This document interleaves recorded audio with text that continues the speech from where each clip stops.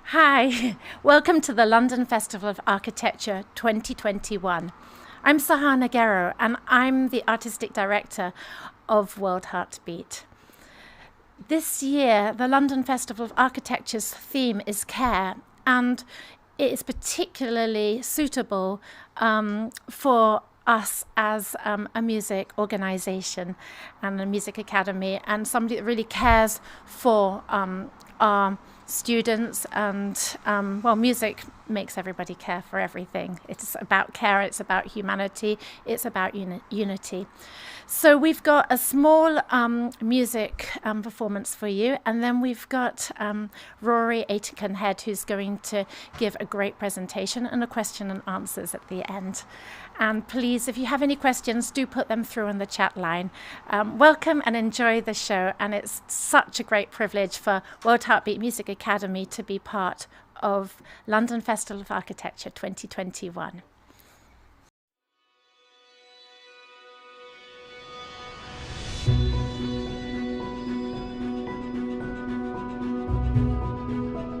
There was 42 organisations who wanted this space that we're in.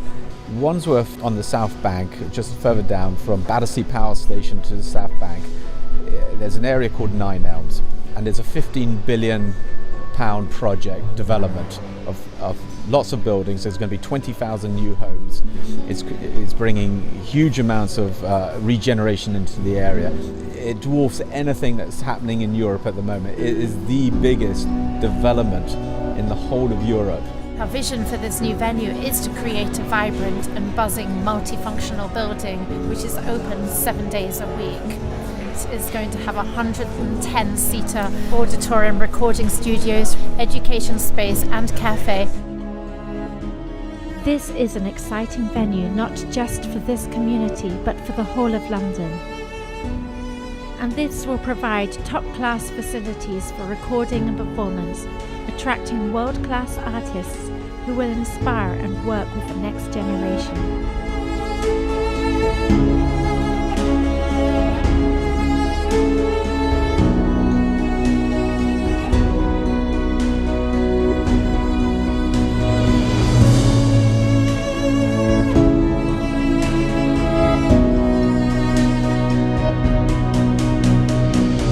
When we opened the doors to our present academy on Kimber Road, we had 130 students, and a few years later now we have 350 bursting through the doors, and this is going to double again to 700. Wandsworth is an area of two halves between city prosperity and the lowest 1% in terms of poverty and deprivation. I grew up in Battersea near the Winstanley Estate, which was a low-income area, not a lot of opportunities, and been a number of sort of fatal injuries, a lot of it gang-related in the last few years. Having something to do, having something you can be passionate about, a skill you can develop or, really hone in on would make such a difference, and which is why, I really think expanding World Heartbeat so we can reach more of these kids and, make a difference that way, I think is so very important. World Heartbeat at the moment is at its full capacity. As it is, we cannot expand anymore. At the moment, the children are learning on the stairways, they're learning in the back rooms, they're learning everywhere. So this new building, it will allow us to become sustainable, and we've taken the initiative to create financial streams which then can drive back into the academy. By being in Embassy Gardens, it's a real game changer for World Heartbeat. We are really starting to get a name and a brand, have full belief that we will become a main feature within London over the next generation. World Heartbeat's just been invaluable to me. I'm so grateful to the place. I can't thank everybody here enough.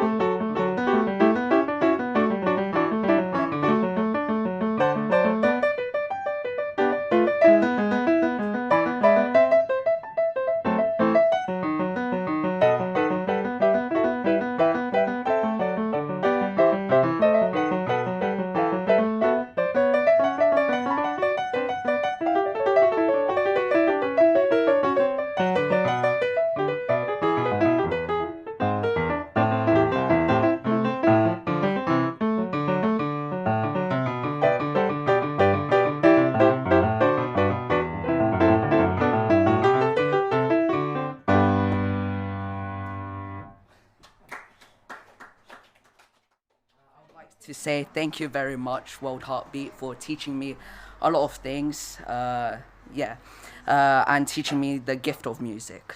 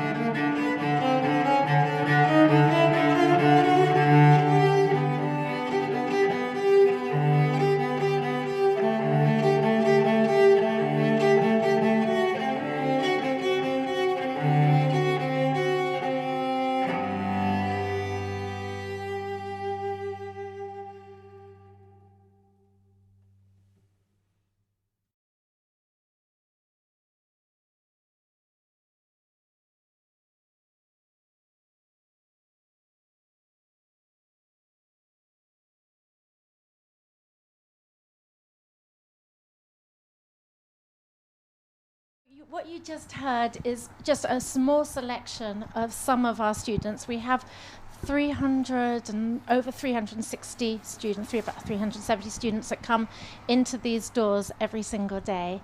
And there was just a very small selection that we prepared for you today.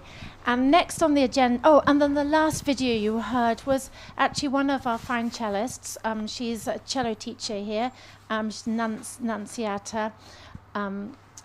And she was playing in Embassy Gardens. And so what you're going to hear now is a presentation by Rory Aitkenhead, the architect, and James Gero. So I just moved out of the camera. James Gero, the CEO. And they're going to do a short presentation all about the new development up in Nine Elms. Good evening, everyone. My name's Rory Aitkenhead. Thank you very much for joining us. I'm director at RA. Alongside me is James Gero from World Heartbeat. As I'm sure you're aware from the excellent music you've just heard this evening, this year's theme of care at the LFA, it couldn't be more fitting for a client. I would like to start with a presentation, which I'm going to go into now, and then if you could have any questions or comments, please use the YouTube comment section, and at the end they'll be read out and answered. So yeah, hopefully you enjoy and you've enjoyed the music up to this point. Let's go. The context of the project is within the Nine Elms Embassy Gardens master plan.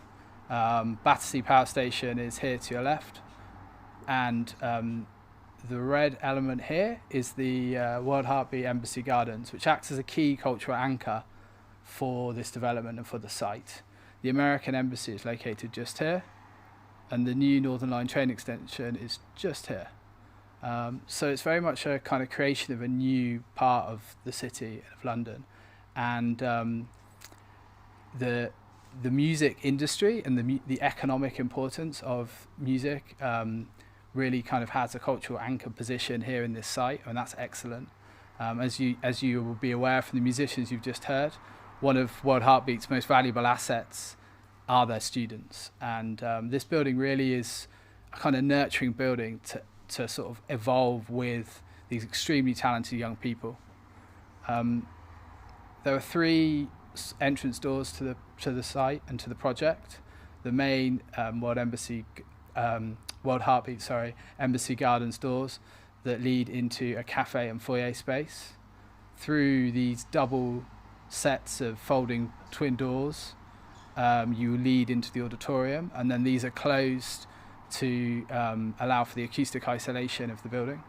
The cafe theme is one of nature and nurture, and we have this kind of sculpture that's almost like a tree around the coffee table. The carpet is woven plastic cable, and obviously there's a lot of technology that's going into this building, which I'll touch on in a minute.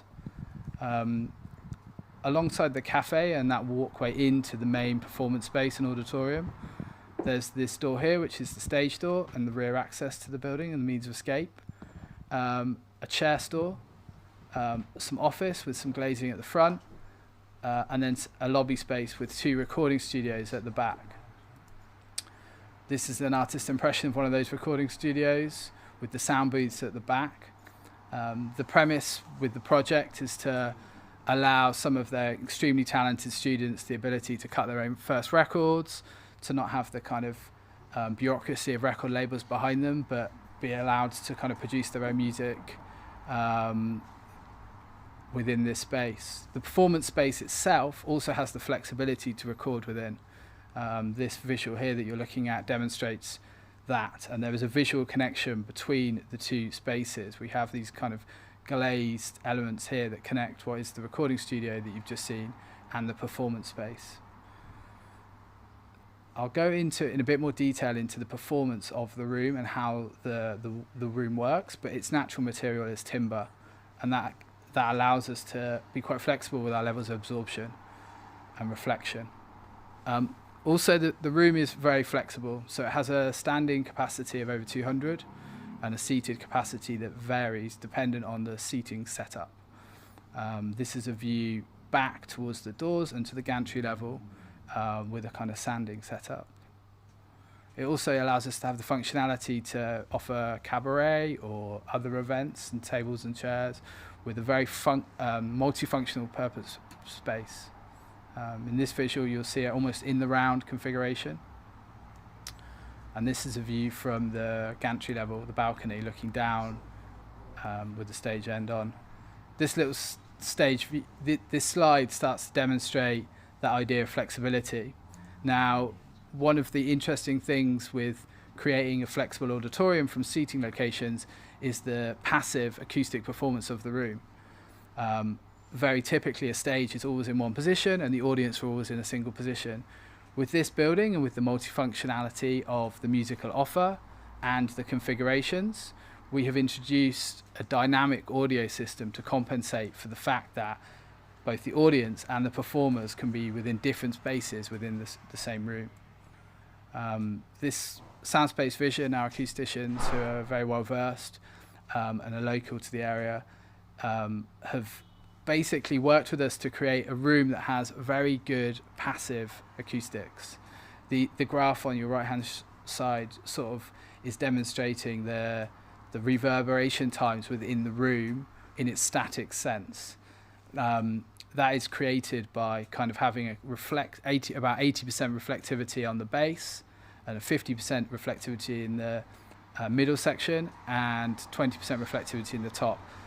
Absorption is obviously mirrored back on that. So at the top we had 80% absorption, the middle 50% absorption, and at the bottom 20% absorption.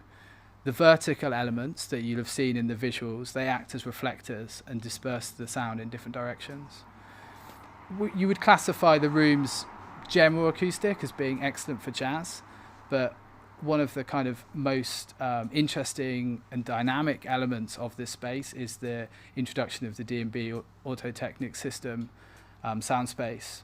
Basically, a series of speakers around the room allow us to record live and then relay back to the audience exactly almost within 0.1 second with no time delay. That allows the room to have any audio characteristics. So D&B have recorded auditoria all over the world, and with this data they can then use their algorithm to alter the acoustic output of the musicians and the instruments. So in effect, if we want to make the room more reflective for a classical concert, we can do that using this PA system. Likewise, if we are looking to change the position of the stage, that can also be done with object tracking. I think one of the most fascinating and exciting parts of this building, as I mentioned on earlier, is the extremely talented young musicians that make up the World Heartbeat family. And DB, as am I, and others, extremely excited to see what these very talented young people do with this technology. Of course, the seats are also a key part of this, and you can see myself and James are sitting in two seats. These have the impression of being fixed, but they're actually flexible and they move.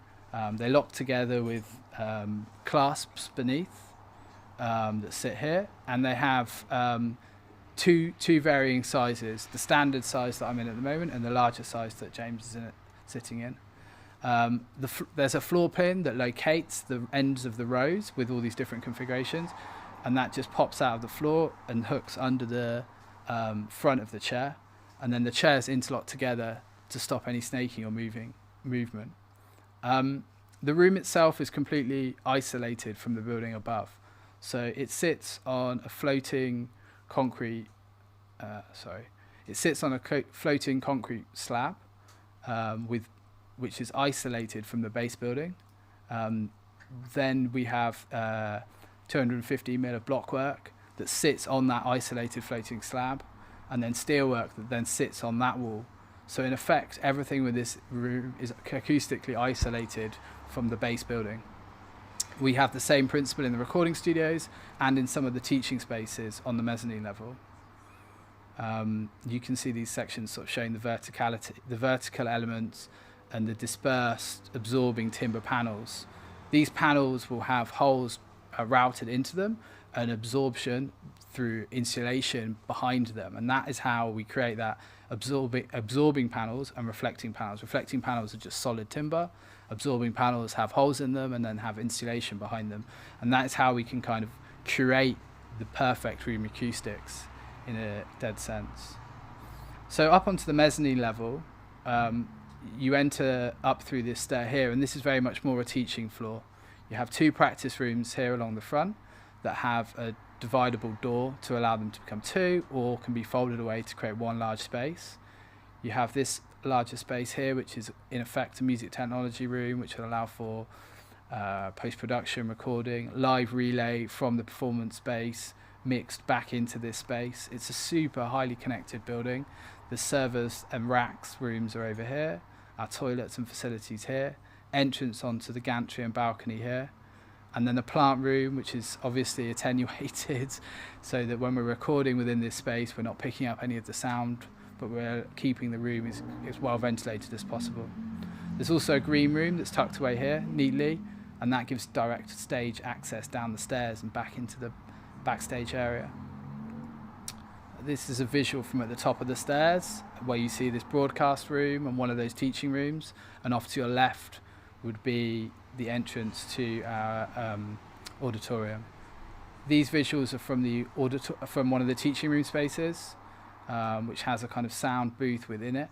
Again, this room is fully isolated. You might have seen on the plans that we ramped up into this space, and that allows us to do that same box-in-box construction. Also up on this level you have the gantry itself, which gives an opportunity for a mixing desk location. As we explained earlier, you also have that connectivity between the recording studio and this space, so that has the potential to act as a mixing location too. also for seating. The balustrade and handrail itself is well thought through and crafted. When you have a row of seats within a certain distance of the balcony front, the balcony height can be 800 mil high. But when you're walking around on that area, it needs to be 1100 high. So the balcony front itself actually has a tippable element at the front that varies from the taller 1100 as seen on the right here to the lower 800 on in front of the seated audience in this shot. I think this attention to detail and this kind of care for always trying to make things the best they can be is something that's been endearing with this client. They have so much care for their end user, and they're always saying, well, Rory, why can we not push it? Why can we not, give our students the best possible space, the best possible building? And the answer to that is, well, why not? Of course you can. And I think with these tools and with this kind of space and with this kind of building, the results can truly be outstanding. And the music industry is fed by generations of young musicians. And it's obviously a key part of London's economy, our global economy. In recent times, relaying performances as we're doing today all over the world. This is showing back to showing the space as a recording setup. And you get to see some of the architecture with the varying timber panels, the surround sound speakers, D&B integrated into the building, and the multi kind of functionality of the space and how it looks. So hopefully you've got some questions, and thank you very much for your time this evening.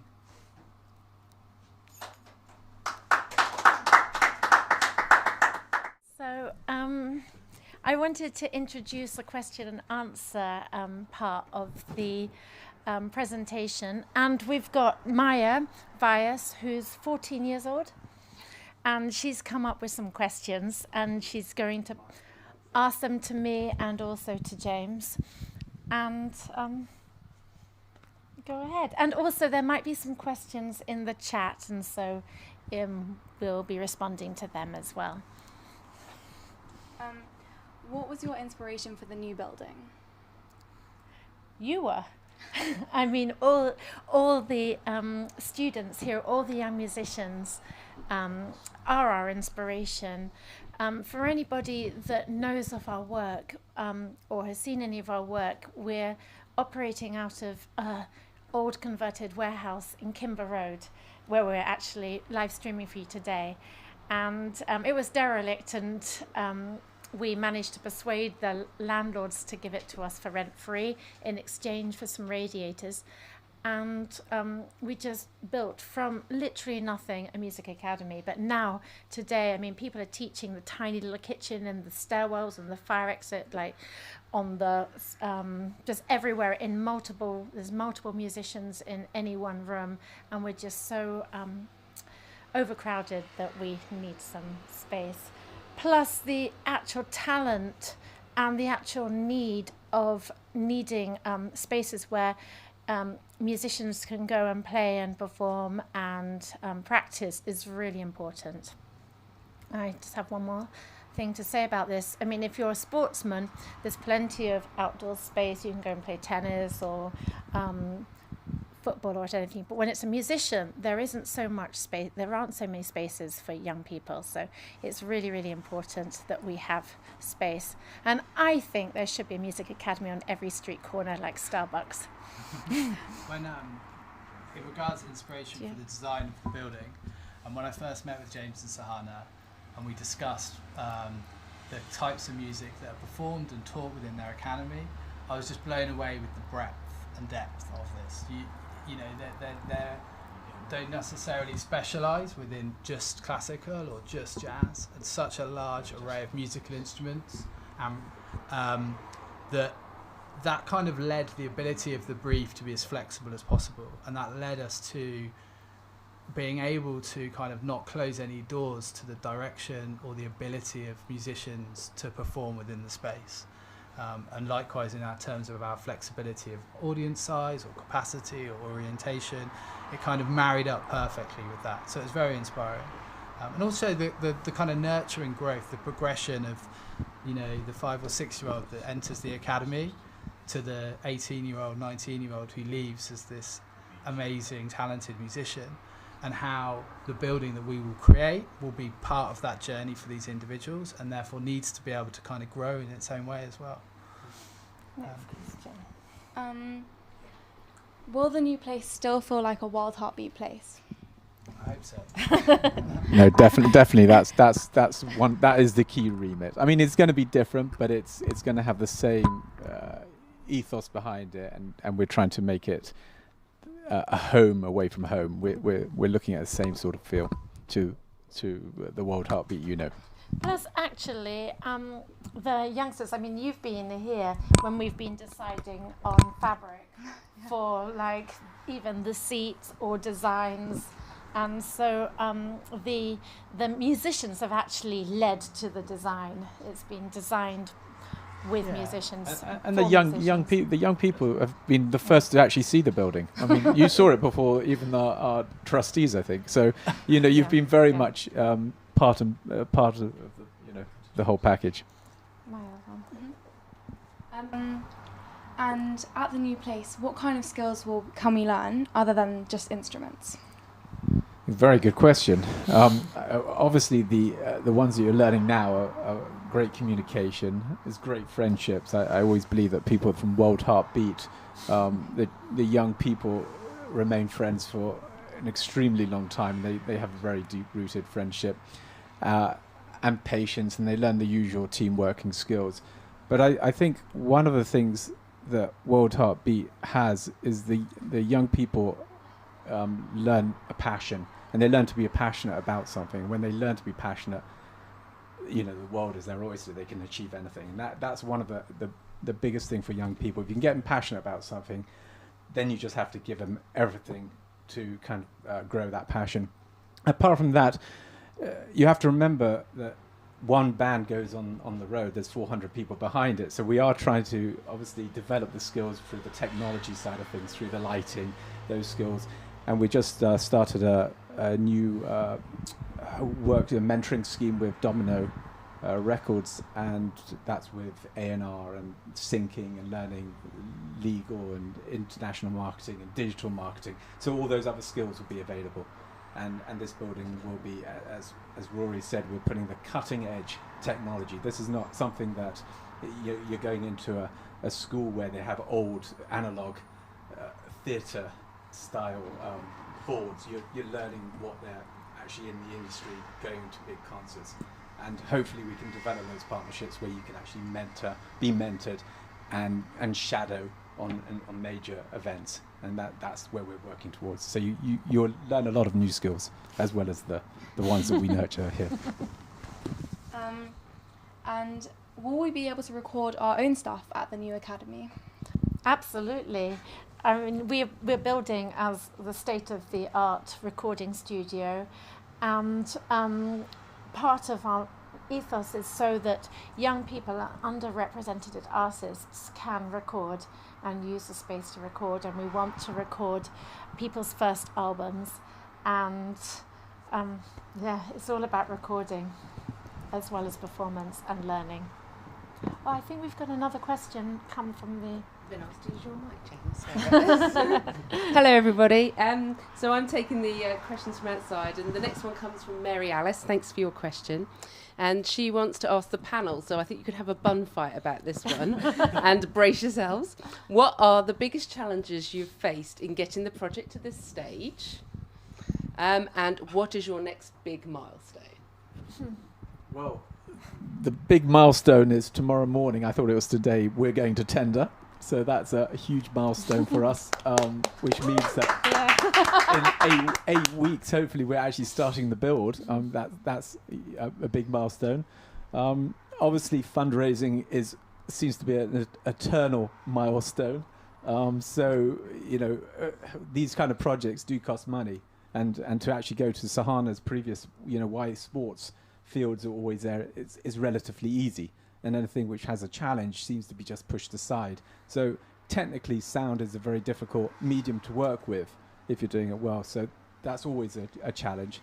And we pushed really our team of consultants and Rory and our team to the limit. I mean, we really have this COVID, I know it's been tragic, but it's given us time to really push them really into insanity. You know, we've pushed them into everything, and why can't we do that? And, you know, the law of physics doesn't allow you to do that, but, you know, we've kind of pushed it back, and eventually I think we've got something really special here. So I'm not sure if you've got other things, Rory, obviously. I think one of James's previous answers, he talked about how important the passion was for the children.